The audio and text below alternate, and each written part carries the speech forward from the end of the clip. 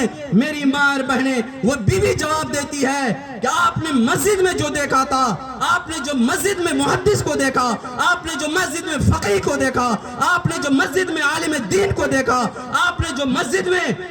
نبوی میں جو درس قرآن دیتے ہوئے دیکھا، میں نے اس 30,000 دینار کو وہیں پر میں نے دفن کیا ہے۔ میں نے اس 30,000 دینار کو آپ کے بچے کے محدث بنانے کے لیے میں نے لگایا ہے۔ میری ماں اور بہنیں، آپ بھی اپنے بچوں کو صحیح تربیت کے لیے، آپ بھی اپنے بچوں کو صحیح تعلیم کے لیے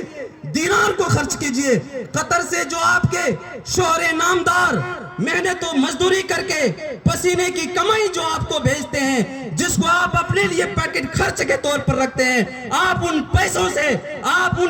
سے اپنے بچوں کو حافظ قرآن بنائیے، آپ ان پیسوں سے عالم دین بنائیے، آپ ان پیسوں سے بچوں کی صحیح تربیت کیجئے۔ جب آپ بچوں کی صحیح تربیت کریں گے، اسلام سے برائیاں، معاشرے سے برائیاں ختم ہو جائے گی۔ ہمارا معاشرہ اسلامی معاشرہ ہوگا، ہمارا معاشرہ دینی معاشرہ ہوگا، ہمارا معاشرہ انقلابی معاشرہ ہوگا۔ میری ماں اور بہنیں،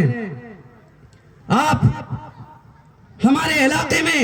ہمارے گاؤں اور سماج میں دیکھا یہ جاتا ہے کہ شوہر میاں بیوی میں جھگڑا، ساس بہو میں جھگڑا، ساس پتوں میں جھگڑا، بیٹی بیوی میں جھگڑا، اس طرح کی بہت ساری برائیاں ہمارے معاشرے کے اندر جنم لے لیا ہے۔ میری ماں اور بہنیں، آج ہمارے معاشرے میں جب کوئی شوہر دن بھر پسینہ بہا کر کے محنت و مزدوری کر کے شام میں تھکا ہارا ماندہ جب وہ گھر واپس آتا ہے تو ہماری بعض بہنیں، بعض بیویاں اپنے شوہروں کو کوستی ہیں، کیا لے کر آئے، جبکہ انہیں پوچھنا یہ چاہیے تھا کہ کس حال میں ہے، انہیں خیریت دریافت کرنے چاہیے تھا، انہیں حال دریافت کرنا چاہیے تھا، انہیں پانی پیش کرنا چاہیے تھا۔ میری ماں اور بہنیں، آپ تاریخ اٹھا کر دیکھ لیجئے، حضرت عائشہ اور حضرت فاطمہ رضی اللہ عنہ نے اپنے شوہر نامدار کے ساتھ کیسا سلوک کیا تھا، کیسا اچھا انقلاب برپا کیا تھا، اور کیسا ان کے ساتھ اچھا ویوہار کیا تھا۔ تب جا کر کے وہ معاشرہ انقلابی معاشرہ تھا، تب جا کر کے وہ معاشرہ اسلامی معاشرہ ہوا تھا۔ آپ جب تاریخ کا مطالعہ کریں گے، حضرت علی رضی اللہ عنہ غریب گھر سے تھے، غریب تھے، محنت و مزدوری کرتے تھے، کبھی شام جاتے تھے، کبھی فلسطین جاتے تھے، وہاں سے سامان لاتے تھے، مکے میں بیچتے تھے، مدینے کے گلیوں میں بیچتے تھے۔ میری ماں اور بہنیں، اور جب شام میں محنت و مزدوری کر کے حضرت علی رضی اللہ عنہ گھر تشریف لاتے تھے تو حضرت فاطمہ رضی اللہ عنہ کا سلوک دیکھیے، ان کا برتاؤ دیکھیے اپنے شوہر نامدار کے ساتھ۔ وہ کہتی،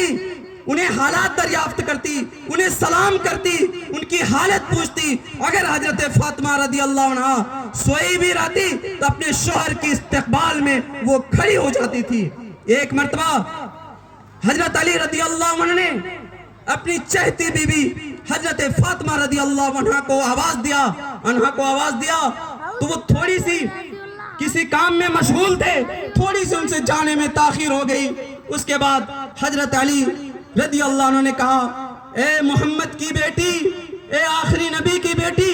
تم آخری نبی کی بیٹی ہو، تم آخری نبی کی سب سے چہتی اور لاڈلی بیٹی ہو، تم مجھے حقیر سمجھتے ہو کہ میں فاقہ مند ہوں، میں غریب ہوں، میں مسکین ہوں، محتاج ہوں، اس لیے تم میری بات پہ جلدی سے دوڑ کر نہیں آتی ہو۔ میری ماں اور بہنیں، حضرت فاطمہ کا جواب سنیے۔ حضرت فاطمہ نے جواب دیا، اے شوہر نامدار، ایسا ہرگز نہیں ہے، میں آخری نبی کی بیٹی ہوں تو آپ بھی آخری نبی کے داماد ہیں، آپ بھی آخری نبی کے داماد ہیں۔ ایسا نہیں ہو سکتا ہے کہ آپ آواز دیں اور میں نہ جاؤں، میں کسی کام میں مشغول ہو گئی تھی جس کی وجہ سے مجھے جانے میں تھوڑی سی تاخیر ہو گئی۔ میری ماں اور بہنیں، کہنے کی تو بہت ساری باتیں ہیں، اور جب آپ معاشرے کے اندر اصلاح کرنا چاہتے ہیں، معاشرے کے اندر سے برائی کو دور کرنا چاہتے ہیں، معاشرے کے اندر سے دیگر خرابیوں کو دور کرنا چاہتے ہیں، تو سب سے پہلی وجہ بنتی ہے کہ اپنے گھر کے اندر اسلامی تربیت پیدا کریں، اپنے بچوں کو صحیح تعلیم دیں، اپنے بچوں کو تربیت یافتہ بنائیں، اپنے بیٹیوں کو تربیت یافتہ بنائیں، تب جا کر کے ہمارا گھر کا ماحول اسلامی ماحول بنے گا۔ جب ہمارا گھر کا اسلامی ماحول بنے گا، ہمارے پڑوس کا بھی اسلامی ماحول بنے گا۔ جب ہمارے پڑوس میں بھی اسلامی ماحول بنے گا تو ہمارا سماج، ہماری سوسائٹی، ہمارا معاشرہ اسلامی بنے گا۔ لیکن آج اپنے سماج اور معاشرے کا جائزہ لے لیجئے، ہماری بچیاں، ہماری مائیں بہنیں کس حد تک اسلام کے اوپر عمل کرتی ہیں۔ ہمارے معاشرے اور سماج کے اندر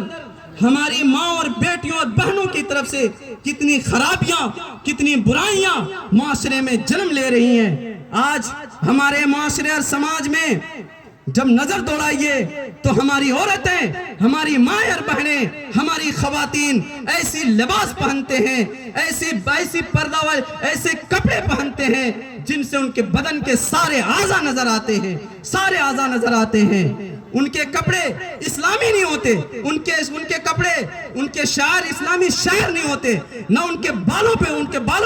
کا بال ڈھکا ہوتا ہے، نہ ان کے سروں پہ کپڑا ہوتا ہے، نہ ان کے کاندھے پہ کپڑا ہوتا ہے، نہ ان کے سینے پہ اوڑھنی ہوتی ہیں۔ بازار جاتے ہوئے آپ دیکھ لیجئے، میلوں میں دیکھیے، ٹھیلوں میں دیکھ لیے، سڑکوں پر دیکھ لیے، ہماری عورتیں ایسی بے پردہ نظر آئیں گی، ہماری عورتیں ایسی بے پردہ گھومتے ہوئے نظر آئیں گی، ہماری عورتیں، ہماری بہنیں دوسروں کے ساتھ